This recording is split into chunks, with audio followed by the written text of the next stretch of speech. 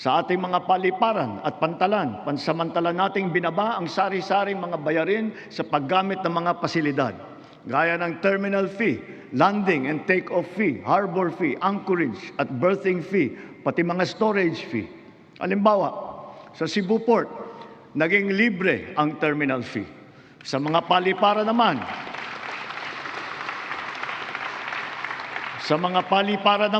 ang service charge sa mga pasahero ay binawasan din natin. Gayon din sa PITX, ang terminal na nag-uugnay ng Metro Manila sa Katimugan. Sinuspindi natin ng 3 buwan ang pagsingil ng terminal fees sa mga pampasaherong sasakyan. Sa mga expressways naman, sila ay may diskwento sa toll fee na umabot hanggang halos 200 piso.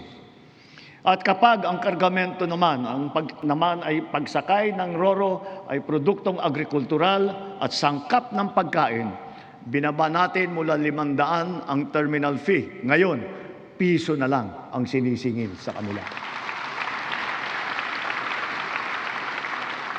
Sa pagdaan naman nila sa mga expressway, libre ang toll fee ng mga truck na accredited ng Department of Agriculture. Dahil sa lahat ng mga pinatupad na ito, milyong-milyong Pilipino ang kahit papano ay direktang nakaramdam ng tulong sa panahon ng mataas na presyo ng petrolyo.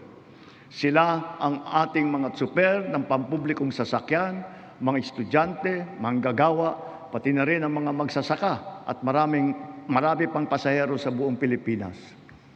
Mga kababayan, sa ating pagbalik tanaw, kaya ko kayong harapin at sabihin na ginawa natin ang lahat ng nararapat upang malunasan ang mga epekto ng krisis. Agarang kumilos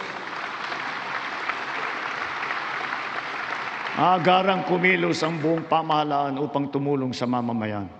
Sa katunayan, tayo pa ay hinahangaan ngayon dahil sa bilis, liksi at pagiging aktibo ng ating pagtugon.